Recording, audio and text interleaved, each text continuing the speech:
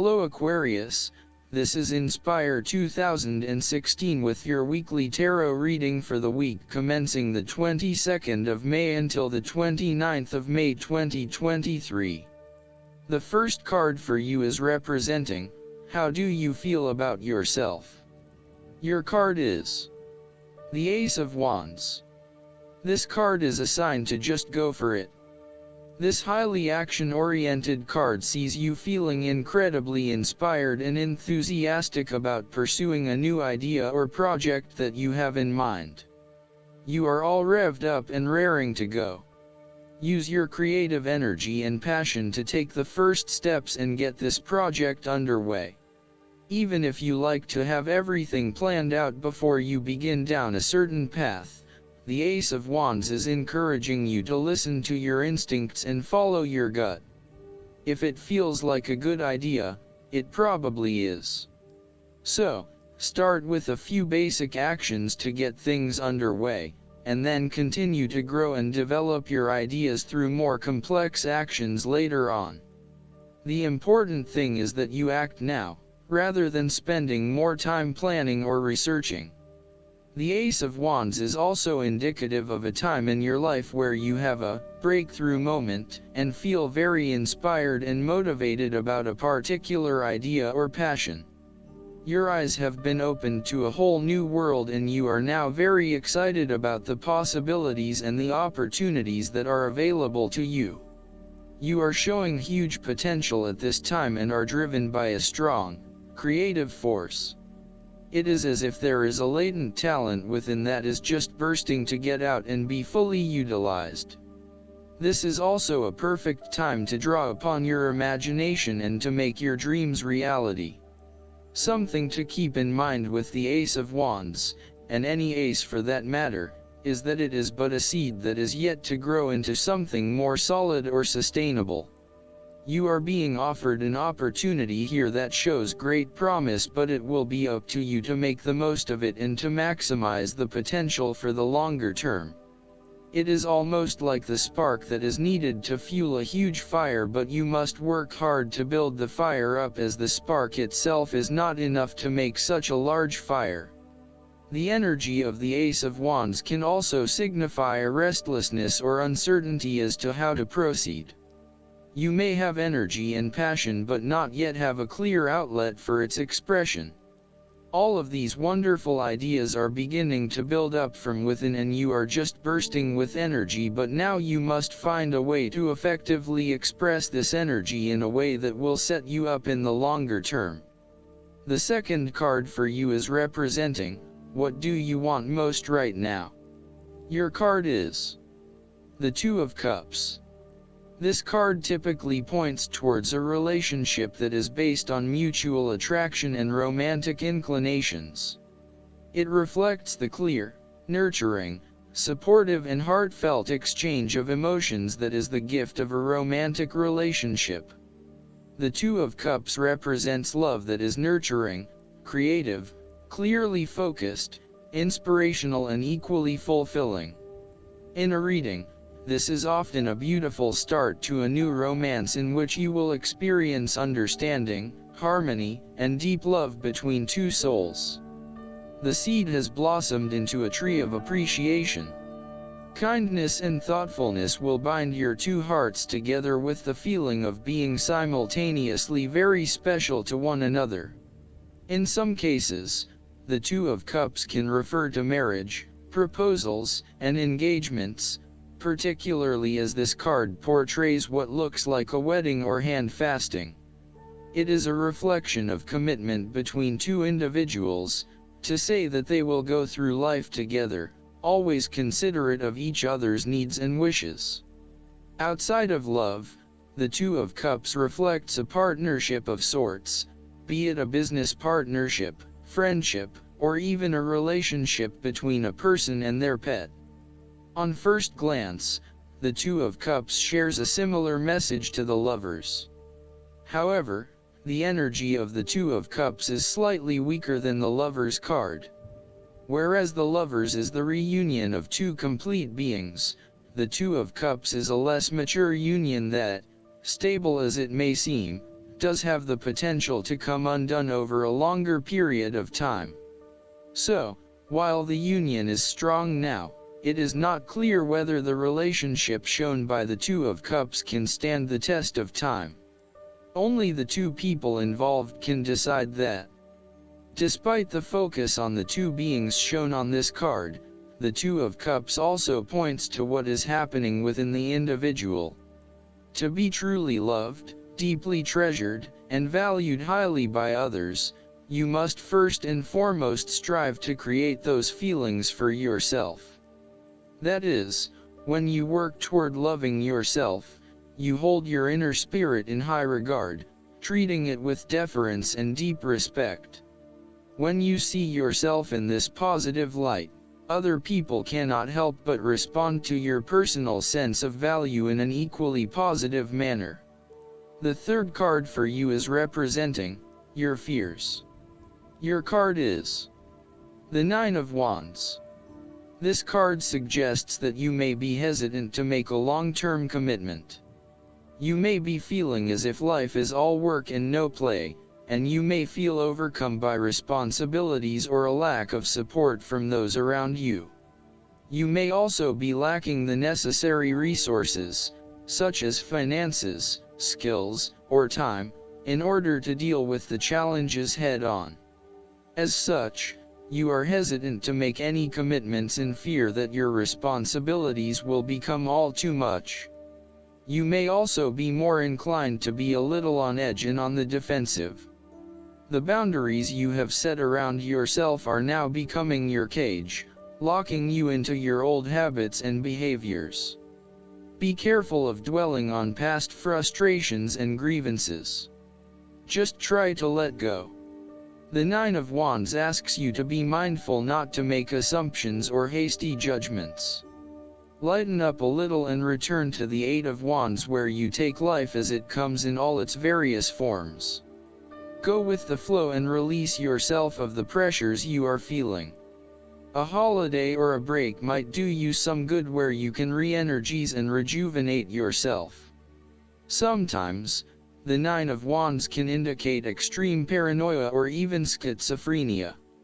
You may feel as though you are constantly under attack or are being watched. Oftentimes, this is indicative of a fear from within, rather than an actual external threat. Counseling or psychological help is advised.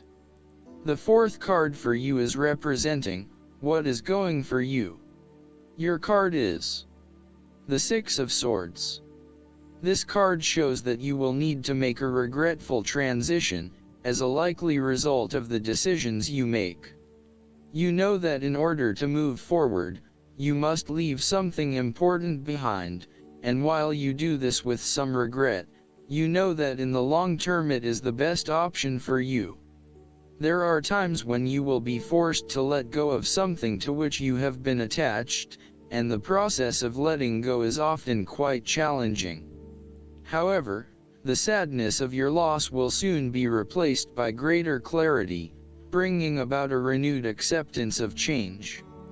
Do not be afraid to let go of whatever it is that is holding you in the present or the past.